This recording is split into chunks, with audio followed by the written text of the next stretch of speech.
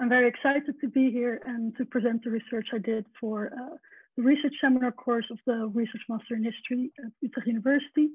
And I will talk to you today about the resistance discourse of a Black learned community, a transatlantic citation network of 19th century Black intellectuals. I would like to set the tone of this talk by reading out a telling quote from Black intellectual Henry Highland Garnet, in which he urged the slaves of the United States of America to let your motto be resistance, resistance, resistance. No oppressed people have ever secured their liberty without resistance. During my research, I dived into this notion of resistance and its discourse in 15 published works of 19th century Black intellectuals from the United States or the Caribbean. And more specifically, I created a citation network of all the people that were cited in my sources. And from there, I discussed what I called resistance discourse.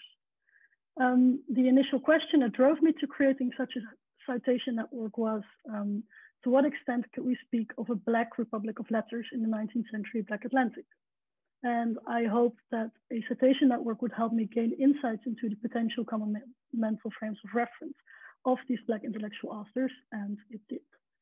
So the primary sources that I use for this research, you can see on this timeline. All of these sources discussed either society, scholarship, or history, and I chose them based on which Black intellectuals or which publications were deemed important in secondary literature, and also based on which works I could access online. These works were primarily written by African Americans because I could find most about their intellectual thoughts, but I did deliberately include 3 Caribbean intellectuals as well. So Baron de Vasty and Antonio Fermin from Haiti and John Jacob Thomas from Trinidad, which you can see here, here, and here. As for my method, I decided to create a citation network. And what this can show is not a social network, but an intellectual one in which both living and dead people could participate. So my method is what I did. I read all the pages of all my publications, and then I noted down manually every single name that was mentioned, which eventually gave me a list of over 3,000 people. But I wanted to eliminate the chances of including citations that were unique to one source.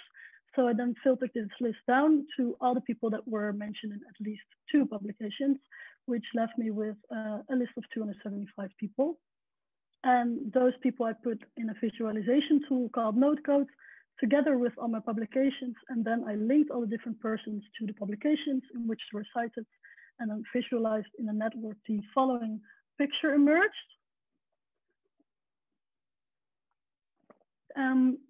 This visualization immediately shows that there indeed existed common mental frames of reference of the Black intellectual authors of my sources. We see a complex web of connections of cited persons and publications. The cited persons are the red dots, and the publications in which they appear are the green dots. And many people are mentioned in multiple sources. Those are the red dots in the middle with lines to different publications attached. But then we also see clear clusters of people who were mentioned in only 2 sources, for example, between the condition, elevation, and migration, and the color patronage, which you can see on the left on the middle. And these clusters could mean that these authors either read each other or that they read the same source, but either way, that there's a strong connection between these publications. And in order to give a first idea of who these people were that were cited in my sources, I created this geographical map with locations of where these people were born and where they died. And this map already gives a good idea of the transnational scope of the author's frame of reference. Then I created a list of the 15 most cited people in my publications to give an impression of who the key players were in the intellectual network of my sources. We see that the #1 most cited person in my publications is Toussaint Louverture, who was the great leader of the Haitian Revolution. And about half of the people on this list are Black, either Black leaders, intellectuals, or abolitionists. And the other half are white, important politicians or historical figures mainly. So that list of people I just showed you displayed a wide variation of types of people that were mentioned. And in order to explore this variation further, I gave all the people from my list of 275 a short biography, and then I categorized them. And these categories you can see on the screen. And I will leave you a few moments to scan them.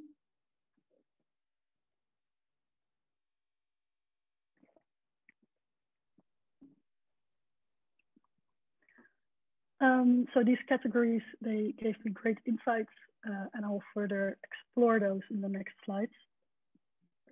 Well, one of the categories I constructed is antiquity, and this category entails 28 people, which is relatively many.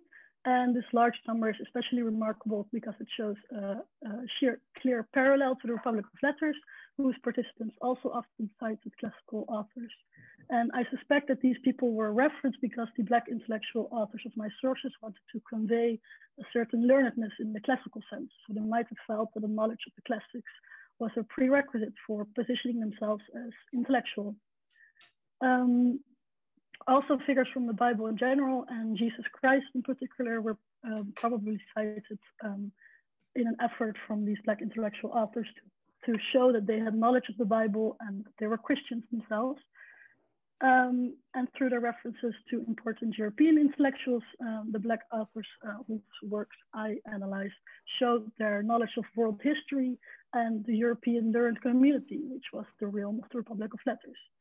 And one European intellectual that was often mentioned was William Shakespeare.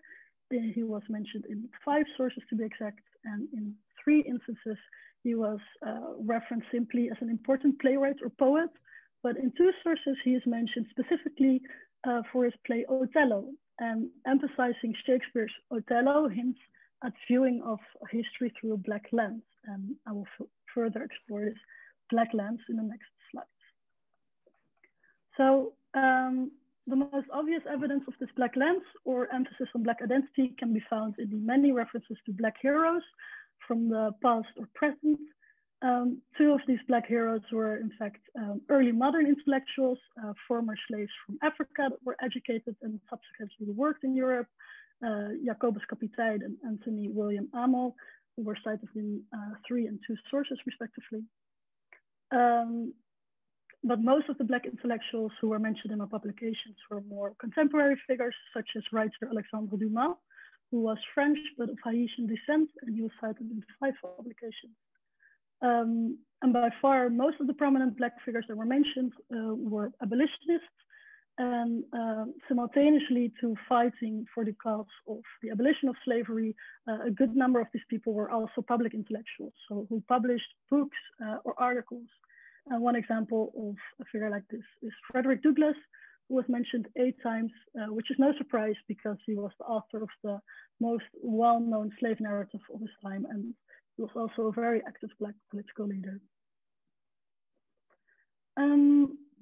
Published works by 19th century Black intellectuals were often meant to help the abolitionist cause, and the authors of the works that I analyzed used a certain discourse to support their political struggle, which I have called resistance discourse. This discourse fits well within Paul Gilroy's definition of the Black Atlantic, a transatlantic counterculture to modernity of Black people bound together by the memory of slavery. And according to Gilroy, Black Atlantic intellectual thought is indebted to modernity because it was produced within a Western framework, but it also counters it. People who are part of this Black Atlantic counterculture typically feel a form of double consciousness, being both a part of the West and outside of it. And my definition of resistance discourse correlates to Marlene Dowd's term Black Atlantic humanism. Dowd's definition of this form of Black intellectual thought was inspired and influenced by European humanism and the Enlightenment, but it was specifically anti-racist and anti-colonial. I chose to use the term resistance discourse instead because this term enabled me to put a wide array of tendencies and topics that I witnessed in my sources under the same heading.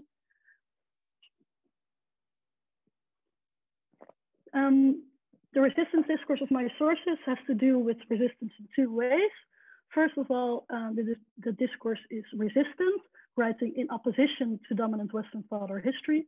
And second of all, within resistance discourse, often figures and stories of resistance were emphasized. And to give an example of this discourse writing against Western thought, in my publications, 10 different ways theorists were cited, probably to be countered, and also many Black or white abolitionists and politicians pro and contra slavery were mentioned. And through these references, the authors of my sources were positioning their work at the heart of the societal debate on race and slavery. Another prominent form of resistance discourse that I acknowledge in my sources is the writing of history from a Black perspective. For example, Ham, the alleged forefather of the African people, was often mentioned in my publications, in 7 to be exact. And also the story of Moses was often emphasized. So the man who freed the enslaved Israelites in Egypt and led them to the promised land. And Black intellectual authors of my sources probably use this story to make an analogy to the contemporary situation of the Black population. Another significant way in which 19th century Black intellectuals wrote history from their perspective was by focusing on the Egyptian civilization as the African predecessor to the ancient Greek culture, and therefore the Great Western Civilization. In the publications that I analyzed, multiple figures from antiquity were mentioned who were either Egyptian or lived in Egypt, such as Cleopatra or Ptolemy. And then there were figures cited who were connected to other places in North Africa, most significantly Hannibal, the brave North African general who battled the mighty Roman Republic. As a part of the resistance discourse of my publications, many historical people were cited who had something to do with resistance to oppression. And this fits within the discourse of some 19th century Black leaders who explicitly called for the violent overthrow of the institution of slavery as the only possible solution to end it. And referring to historical precedents could be a specific political tactic. Well, Hannibal is already one resistance figure that we've seen. And another example is Spartacus, who was the leader of the biggest slave revolt in Roman history. But the most important story of resistance that was emphasized in my story was in my sources was the story of the Haitian Revolution. We already saw that Toussaint Louverture was the most cited person in my publications. And the reason for this was that Haiti served as an historical example of slaves winning their freedom through revolutionary violence. And the country itself also inspired as a nation led by Black people. Also, major slave revolt leaders were often cited in my sources. One example is Nat Turner, who famously led a slave rebellion in Virginia in 1831.